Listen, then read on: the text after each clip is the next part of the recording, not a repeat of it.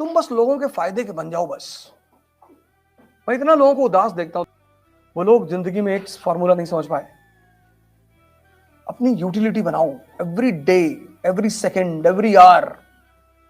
कौन गाली दे रहा है, कौन तारीफ कर रहा है, कौन खाने बुला रहा है, मतलब ही नहीं।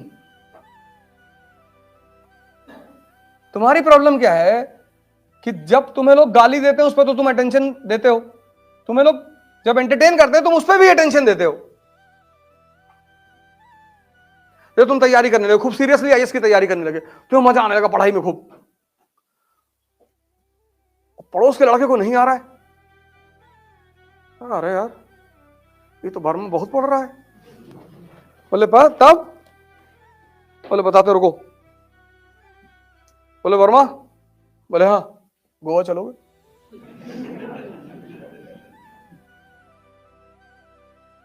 वर्मा ने कहा हमारे पास पैसा ही नहीं, पापा 6,000 रुपया भेजते हैं, 2,000 कमरे चला जाता, पैसा ही नहीं बचता, हम दे रहे ना। अब दोस्ती में पैसा लाओगे? अब वर्मा के दिमाग में आया कि एक हफ्ता गोवा में हरामखोरी मजा लिया जाएगा। और वर्मा जी चले गए गोवा, ये सोच के गए कि मेरा पैसा थोड़ी लग रहा है, बर्बाद करने के लिए इन्वेस्टमेंट भी करनी पड़ती है कभी कभी।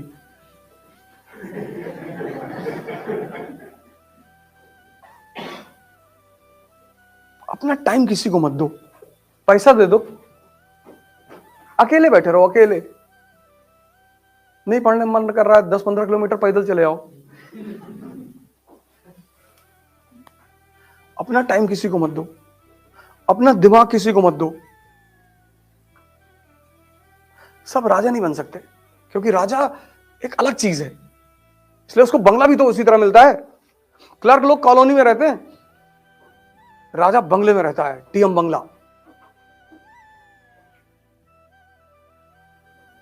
10 एकड़ में डीएम बंगला, अंदर टेनिस कोर्ट है, बैडमिंटन कोर्ट है, स्विमिंग पूल है, अपने शहर के गोल्फ क्लब का मेंबर है वो।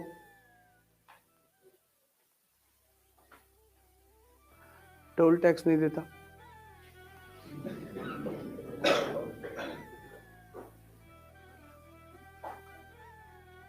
एयरपोर्ट पे जाओगे ना जब फॉरेन कंट्री, तुमको लाइन में नहीं खड़ा होना है कि भैया दुबई जा रहे, धत तुम्हारी ब्यूरोक्रेसी की अलग लाइन होगी, अलग लाइन ही नहीं होती। एयर होस्टेस आएगी, सर प्लीज,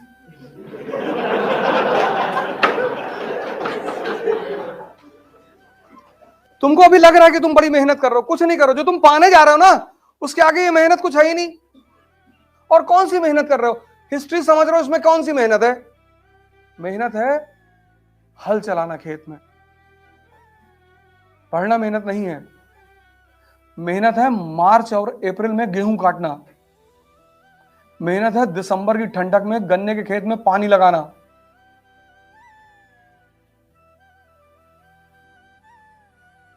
रात में जाते थे हम लोग बरहा चेक करने, ड्रेन मिट्टी के होते थे, तो गांव में एक से एक खलीफा है। अब मिट्टी का वो है ड्रेन, उसको काट के दूसरे खेत में पानी बहा दिए। तो रात में 2 बजे जो है पिताजी बोलते थे कि भैया भैया जाओ चेक कर लो। अब फिर उसके बाद वो प्लास्टिक का पाइप आया, उसको काट दिए। गांव का जीवन बहुत चुनौतीपूर्ण है, बहुत। रात में तुम्हारे खेत में घुस गया, आलू उखाड़ उखाड़ के फेंक दिए, मटर काट डाले पूरी। और यही सब मजा है, वो भी करते हैं, हम भी करते हैं, और हम दोनों एक दूसरे को देख के मुस्कुराते हैं। पड़ोसी की भैंस गायब हो गई, कि भैया 1.5 लाख की लाए थे। अरे अरे कौन लेके चला गया? वो देख रहे हैं, कहना बहुत गलत हो जाएगा। क्या हम ले गए?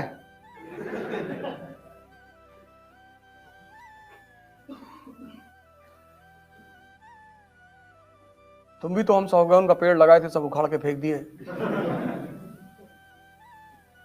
तो हिसाब तो बराबर होगा ही। होली चलेगी, बाद में चलेगी। तुम्हारा पोता पड़ता है दिल्ली में, सेंट मैरी में, 11:30 बजे छुट्टी होती। देखो भैया बदतमीजी ना कर। नहीं नहीं, मैं तो बता रहा हूं, मैं तो गांधी का फॉलोवर हूं। याद आ रहा तो मैंने कहा बता दे।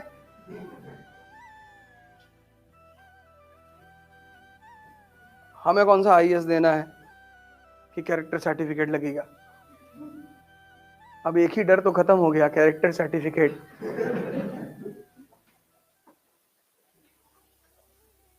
लेकिन मैं गांधी का पुजारी हूं, मुझे हिंसा से बहुत नफरत है। कोई मर जाए तो वो अलग बात है, हम तो मच्छर टहलते रहते तुमसे कहते कि भैया चले आओ, देखो हमको काटो नहीं, हम मार नहीं पाएंगे तुमको। ऐसे जीवन जिया करो। पर अगर तुम्हारे घर को लोग घेर लें तो छत पर पोजीशन ले लो, मार डालो बस 20 40 50 लोगों को। Self defence. हमें कुल्हाड़ी लेके तुम्हारे घर पे भागे जा रहे हैं और तुम ढोल बजाओगे सारनाथ मंदिर की तरह। से महमूद जब सारनाथ मंदिर की तरफ जा रहा था तो वहां के लोग ढोल बजा रहे थे, वह प्रकट कृपाला दीन दयाला, जाके लूट लिया। अगर सब पोजीशन ले लिए होते खटाखट खटाखट।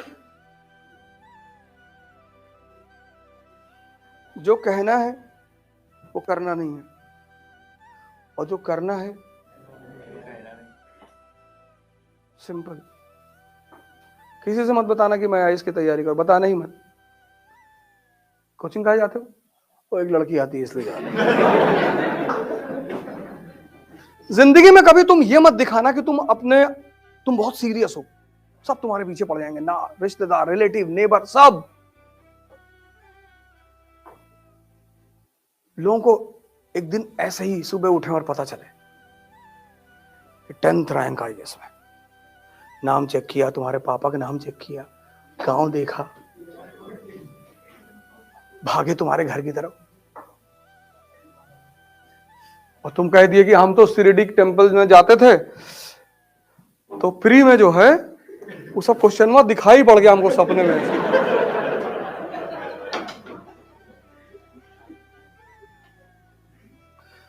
युद्ध की सबसे बड़ी बात यह है कि तुम डिस्क्लोज मत करो कि तुम क्या कर रहे हो, तभी जीतोगे।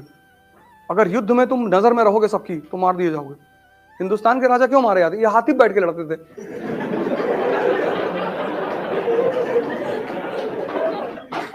इनका मेन वजह यही था। पहला बैटल ऑफ पानीपत क्या है? इब्राहिम लोधी हाथी बैठा हुआ है। तो जब सब बजाज सुपर पे बैठे हैं, स्प्लेंडर पे बैठे, तू भी बैठ। अब जो आदमी बैटलफील्ड में हाथी पे बैठा उस पर निशाना लगाना कितना आसान है। 1556 second battle of Panipat, Hemu हाथी बैठा हुआ है। इन विदेशियों को भारतीयों को हराने में टाइम नहीं लगा, क्योंकि चेस के गेम में अगर राजा गया तो खेल खत्म। राजतंत्र में और चेस के गेम में अगर राजा गया तो खेल खत्म। ये हिंदुस्तानियों की सबसे बड़ी कमजोरी थी।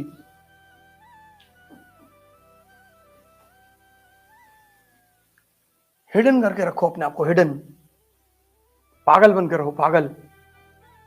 उल्टा करके अखबार पढ़ो कि लोग समझ लें कि पूरा पागल है, इससे तो कुछ हो ही नहीं पाएगा।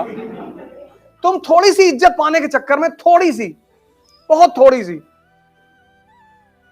और सिर्फ थोड़ी सी इज्जत पाने के चक्कर में नहीं कि लोग मुझे गाली ना दें, इसलिए तुम बता देते हो कि मैं आईएएस की तैयारी। देने दो गाली, देने दो। तो जो लोग तुम्हें गाली दे रहे हैं ना, जिस दिन तुम्हारा सिलेक्शन हो जाएगा, पहले लोग होंगे तुम्हारे घर भाग के आएंगे रोते हुए कि भैया ये खुशी के आंसू है, अब पता है।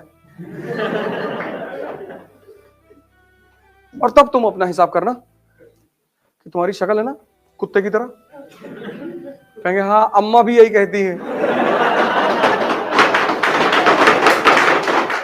ये देखो, ये लेकिन ये जो पहला दौर था उनका, बहुत टर्निंग पॉइंट है केस कहानी का। अब यहां पे अटेंशन दे दो। पहली बात आज तुमने क्या सीखा? ठीक है, अब आता हूं तुम्हारे क्वेश्चन पे। पहली बात यह सीखा कि भारत सोने की चिड़िया, ये सीखा क्यों सोने की चिड़िया, और उस सोने की चिड़िया की वजह से भारत विदेशी आक्रमणों का सामना करता रहा। लेकिन 15th सेंचुरी तक ये जो आक्रमणकारी थे ये मेनली कहां से थे? सेंट्रल एशिया से। 15th सेंचुरी में एक नया एस्पिरेंट आया, यूरोपियन, और आरंभ से ट्रेड एंड कॉमर्स के साथ साथ इनका इरादा था टेरिटोरियल कॉन्क्वेस्ट का। एग्जांपल, ये 3 एग्जांपल। लेकिन Mughals were powerful, the central authority was powerful in India, तो वो अपने उस दूसरे गोल को पूरा नहीं कर पा रहे थे। तो शांति से बैठो ना, यहां से सीखो कि जब तुम शक्ति में नहीं हो तो शांति से बैठो, शक्ति इकट्ठा करो।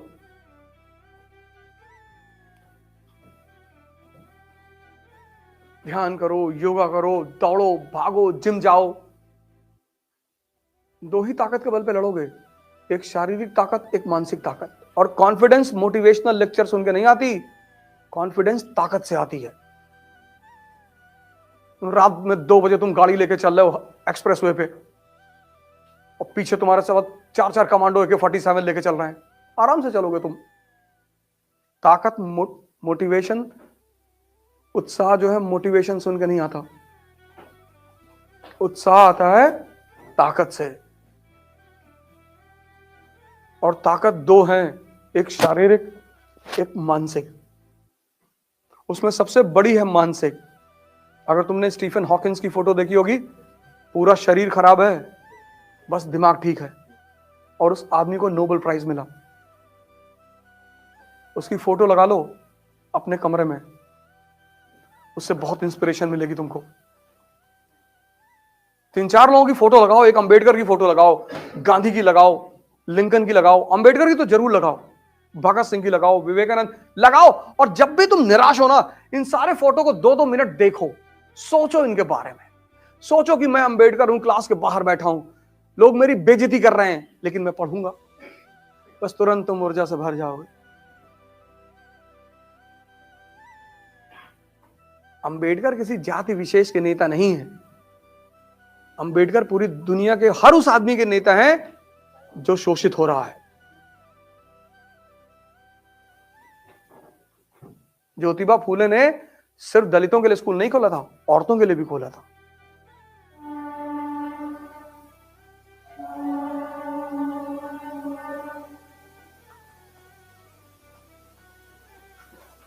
ये आदमी फेल है, आधी जिंदगी फेल, 40 साल की उम्र तक फेल, और आधी जिंदगी बाद ये उभर कर ये आदमी सामने आता है। अकेले उस आदमी ने पूरे पश्चिम को हिला दिया, अकेले। कलाम की फोटो लगा लो, पेपर बेचते बेचते प्रेसिडेंट बन गया।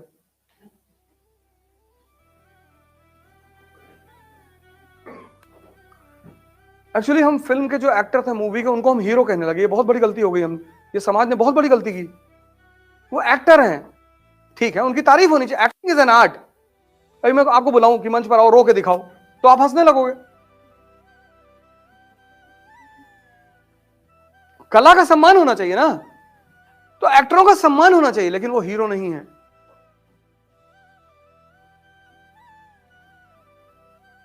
वो हीरो नहीं है। तुमने हीरो की परिभाषा बदल दी। जब भी तुम्हारी यह स्थिति हो कि तुम कमजोर हो, शांति से बैठ जाओ और अपनी ताकत को बढ़ाओ।